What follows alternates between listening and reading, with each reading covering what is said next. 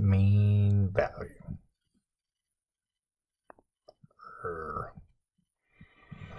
Alright, well, let's do another. I think we'll probably have one more in this series. We'll wrap up our 4.2. But let's do a fun one. Let's see what we got going on. We might be mixing a little rolls into this one as well. Maybe a little IVT, we don't know. So here's a question we might have for you. This is very similar to problem number 21 in your text. I really like these types of problems. 22 as well. Kind of have to know what you're doing. They're hard to look up online to get your process down. So I do like these problems. You might want to take note. Do problem 21. Look at it. Maybe you have any questions on it. Let me know. Yeah. Cool. So here we go. We want to show that the equation x cubed minus 27x plus some frickin' number c. Let's just say c is some real number. Make it 2, make it 5. It doesn't frickin' matter. X cubed minus 27x plus some c is equal to 0. And it says it has at most one root in the interval -2 to 2. Well, what the shit? What does this mean? What is one root? And really what this is saying is one x-intercept in this interval over here. One root is where it equals 0. One answer to make that thing equal 0. One root. So get used to that term. You're going to hear it a lot if you're going to continue on through calculus. So one root. Something's going to work to make that thing equal 0. Next intercept. Kind of an equivalency. Let's get rid of that. Okay. So here is the weird. We want to show this. This is kind of our first formal little... It's not even formal. Let's keep it informal. Let's be mellow. This isn't a proof writing class, but it's a little bit of a proof. Now, this is one of the better proofs. This is one of the simpler proofs, and something that you should be pretty used to. If I ask you to come up with a solution to solve a problem, that is a tough thing. Like, hey, go fix this nonsense we're in right now with the corona, the COVID-19 thingy. Huh? Go fix the problem. That's going to be tough. But something I can do really well is if you tell me your idea, I can tell you it's stupid. I can poke holes in it. It's much easier, right? It's much easier to poke holes into somebody else's idea than to come up with your own. So that's essentially what we're going to do here. It's called a proof by contradiction. So basically, we're going to break something down. So unlike COVID-19, which has infinitely many different things that could happen, we can break this down into just two cases, two things. So let's look at the wording here. We got at most. What the hell does at most mean? At most one. At most. So let's list what at most could be. At most. That would be 0 is at most 1, right? At most 1. The most it can be is 1. 0 is at most 1. And then 1's at most 1. 2? No, that's bigger. Oh. Why don't we just make the other one more than 1? That would be 2 and 3 and 4 and 5. Okay. Cool. So we're breaking it down into two cases. So if we can show that one of them isn't true, the other one has to be. Because there's no other options. It's either going to have no x-intercepts, no roots. It could have 1, or it could have more than that. It can't have 1.5, right? So we've broken it down into two cases. So what we're going to do, this is a little bit weird, is we're going to say assume the equation has more than one root.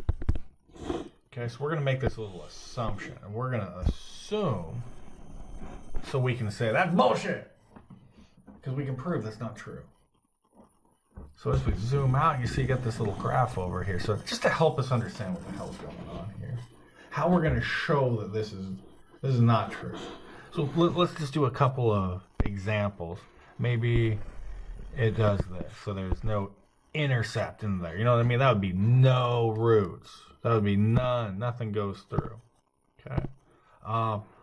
Maybe we could have it go through like this. It just takes off. Bang, we just have that one root. Right? We'd still be in the at most one. But for it to have more than one, we would have to have a point here. And let's say we had a point here. It doesn't matter which side it's on. But wouldn't the graph have to come in and turn around and have to take off? Now we could have more and they could do more loops and shit like that. But do we see that we would have 2 points? Maybe some A and B, where f of A is equal to f of B. That shit looks pretty smooth. It's continuous. That's saying Rolle's theorem. Rolle's theorem. That means somewhere in between, the derivative has to equal 0. There has to be some f of c that equals 0 for there to be more than one root. Right? For the shit to turn around. It's got to turn around. So if you had 2 roots here, at some point in time, that shit has to turn around. Creates a local max, or maybe it's going the opposite direction to get a local min. So let's show this can't be the case.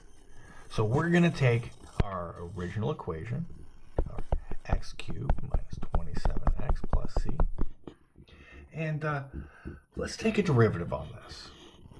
Let's call it f of x. Just give it some sort of name. We're going to take a derivative. So f prime of x is equal to, and let's drops down. We get 3x squared minus the 27x. We just get that to be 27.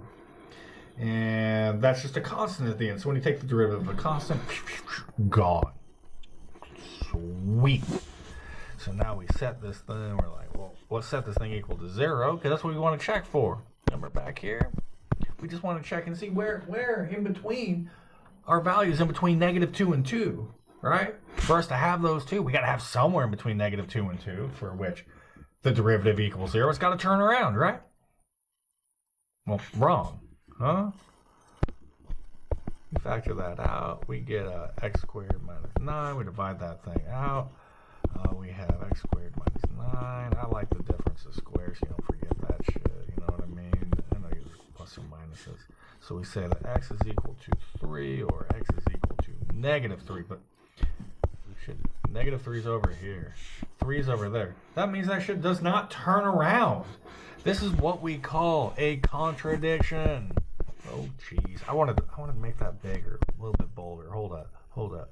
That's a contradiction to our assumption.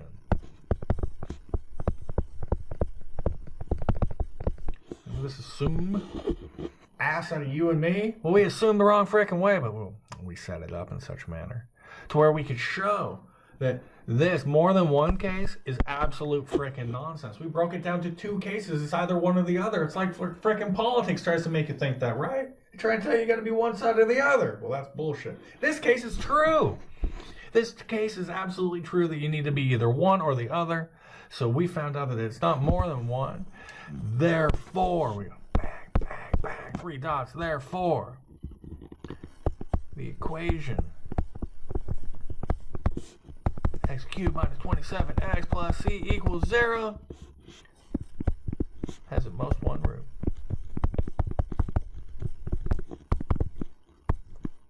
-2 to 2. Bam! We did it. Handled business. There's your first proof, man. I will get into that. Go look at number 21. Go look at number 22. 23 is pretty dope too. I'll bet you I might have some worksheet stuff that's going to be popping up pretty quick here that you should get your hands on and get some practice with it, because this shit's weird, no? All right, last one we'll have just one little case. I like it. Let's do a trig.